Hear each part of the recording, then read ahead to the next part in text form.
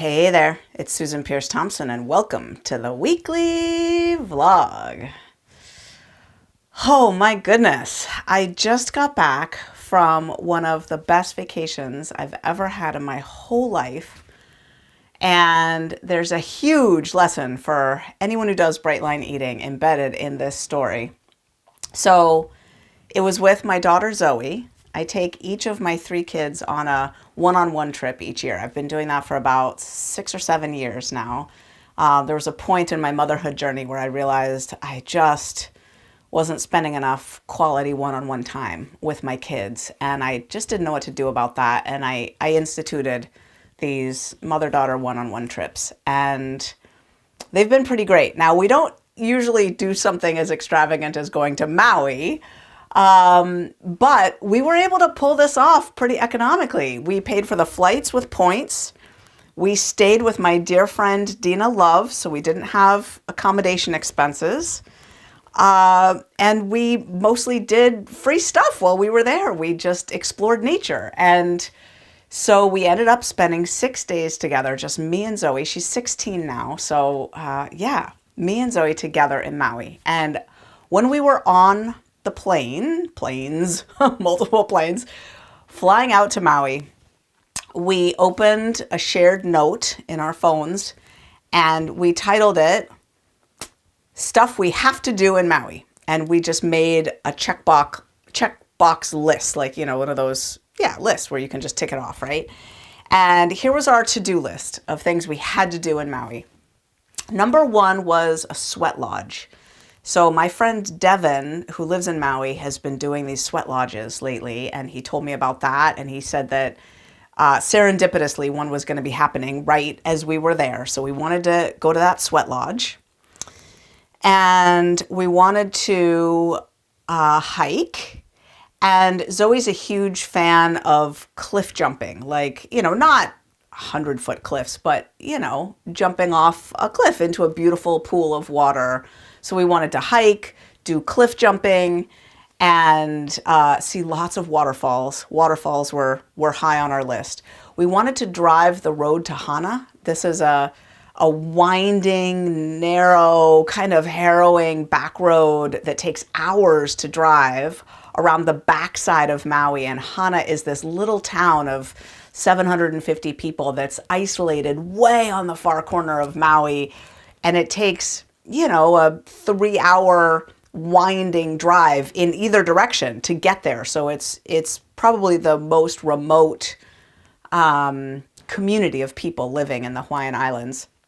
Also with the most expensive gas in the entire United States. By the way, we got, when we got to Hana, we got 2 gallons of gas just commemoratively to take a picture of the $2 for two gallons for $13. It was like $6.70 for a gallon of gas in Hana. So that was kind of funny.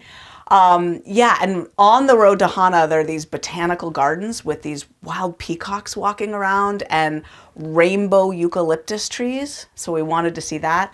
Zoe wanted to pick a bunch of flowers. She's a big nature girl, flower picker, rock collector kind of gal. Yeah, we wanted to go snorkeling for sure. And we wanted to experience some kind of hot tub or hot springs. We looked into it. Maui doesn't actually have any hot springs, funny enough. But Dina had a little hot tub. She had a Costco hot tub, which we're absolutely in love with. We're like, oh my gosh, this was like $400. We're going to go buy ourselves a Costco hot tub. So we're looking into that now that we're home. Yeah, we wanted to go bathing suit shopping because there's no good bathing suit shopping in Rochester, New York compared to what you can do in Hawaii. So we wanted to go bathing suit shopping. We wanted to swim with giant turtles in the ocean. There are these huge tortoises that just swim around, and they're pretty friendly. They'll just come right up to you. We found this big tortoise, and he the current just pushed him right up against us. Like, we touched him. We didn't mean to, but the waves just whooshed him right into us. And he was just this big, lumbering sweetheart of a guy. Anyway, so we swam with giant turtles. We wanted to go to the beach at sunrise, go to the beach at sunset, go to the beach at night with stars twinkling.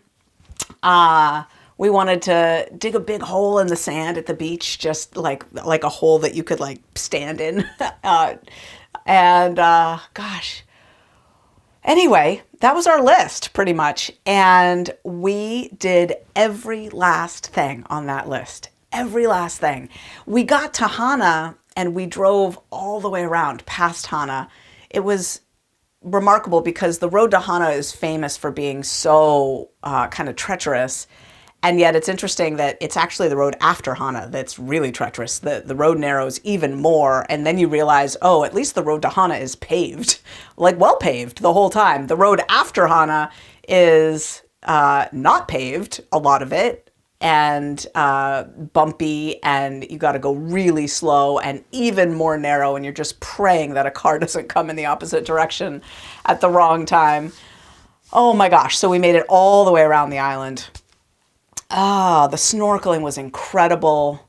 The hiking was amazing. The waterfalls were just abundant. On the road to Hana, there's waterfall after waterfall after waterfall, because on the backside of the island, there are these sort of canyon crevasses that each have a river coming down and a waterfall. You know, there's a pretty high volcano there. I don't know, like 12,000 feet up there, and all jungle on the backside, and it's water, it's wet. There's water rushing down, so it's waterfall after waterfall after waterfall.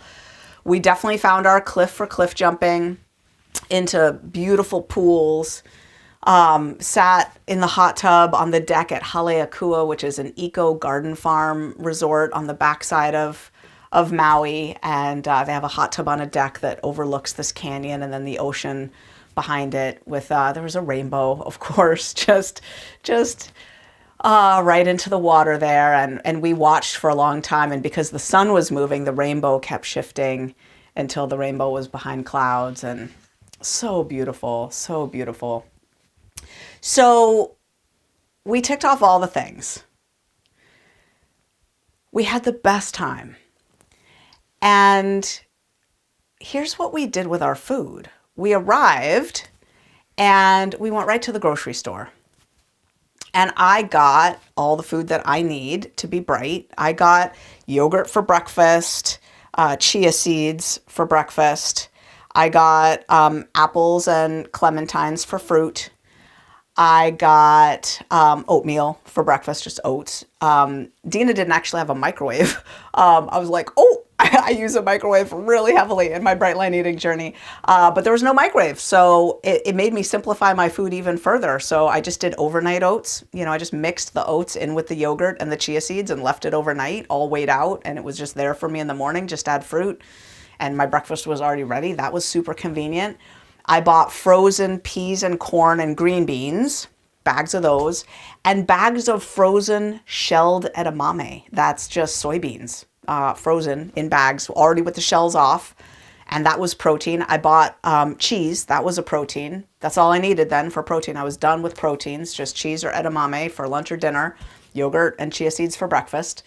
And then I bought raw vegetables. I bought, baby carrots and celery and organic yellow peppers and some beautiful radishes that were grown right on the island, and some organic lettuce that was grown right on the island, a big head of purple cabbage, organic purple cabbage that was grown right on the island, and a red onion. So sometimes I would have salad, sometimes I would have just, cooked vegetable and raw vegetable. And I packed food the whole time, because if you think about it, we were going out into nature. There was going to be no place to eat, no restaurants or whatever. We were hiking and finding waterfalls. And so I packed my food. I had 3 pretty decent sized Tupperware containers that I brought from home for my flights out.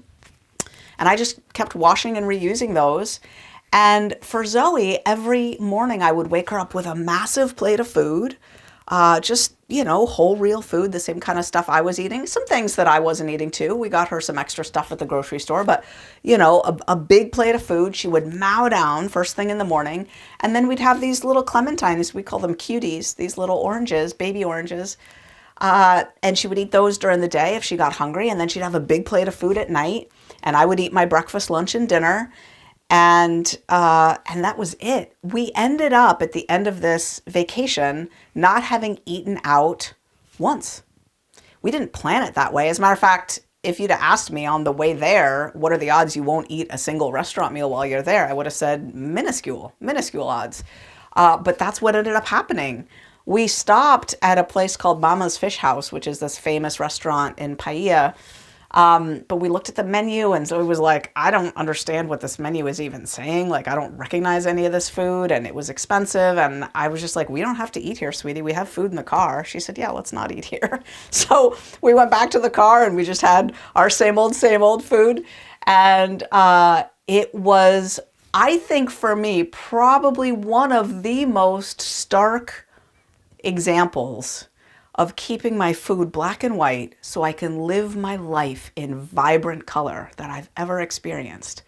Like the way we were able to soak up the soul of Maui, to just be bathed in the love of Mama Maui, to be there with Pele and to swim in the ocean with the fish and the turtles, and jump with the waterfalls into the pools, and hike and sweat with the natives in the lodge, and just really, really be there in the land, in the experience of the vacation, and then eat for fuel when it was time to eat, enjoy the food on the deck, on the lanai, overlooking the beautiful water.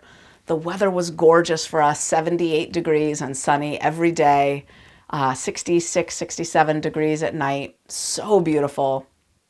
And the food was so simple and in its place, and fuel and a complement to the amazing times that we were having together on the island. Oh my goodness. So, when people ask me, how could I possibly do bright line eating because I want to go to Italy or I want to travel or whatever, and how could I possibly forego whatever culinary experiences might be available for me when I travel? I always think about, there's so much art and architecture and nature and people there to interact with. And, our bandwidth is truly limited, right? There's only so much focus we can give to any one thing. And I gotta say that this vacation, having pretty much 100% focus on the list of things we wanted to do, the incredible being with Maui, being in nature, being together on this adventure that we wanted to accomplish, it was perfect for us to keep food like a 1% share of it, and to have the vacation itself be 99% of what we're up to. So I just wanted to offer that as a lived experience. Again, it's not like virtuous. It's not that we intended it to be this way, or that there's anything wrong with eating out when you travel. For goodness sakes, I've eaten out when I travel plenty. But it is a testimony to the reality that if the food stays simple, there's a lot of room for abundant life left over. And sometimes that can be well worth it.